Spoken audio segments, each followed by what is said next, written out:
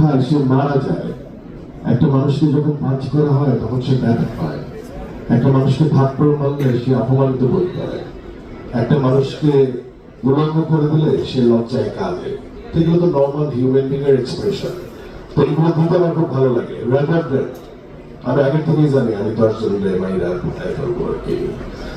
তো ওই নায়কোচিত ব্যাপারটা আমি ফিল করি, আমি ভালোবাসি। বাট আমার কাছে মনে হয় যে এই চরিত্রগুলো হয়তো আমি চাই, এই জন্য এই চরিত্রগুলোর আমার প্রতি আস্থা ডিরেক্টর বা টিম হয়তো রাখে।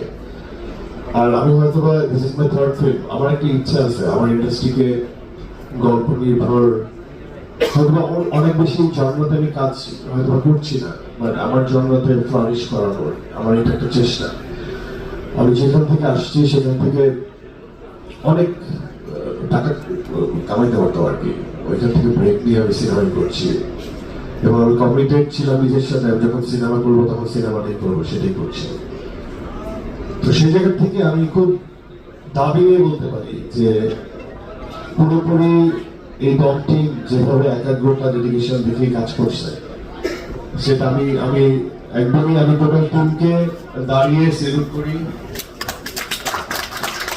এবং আমি আমার ডিরেক্টরকে দাঁড়িয়ে সেলুট করি।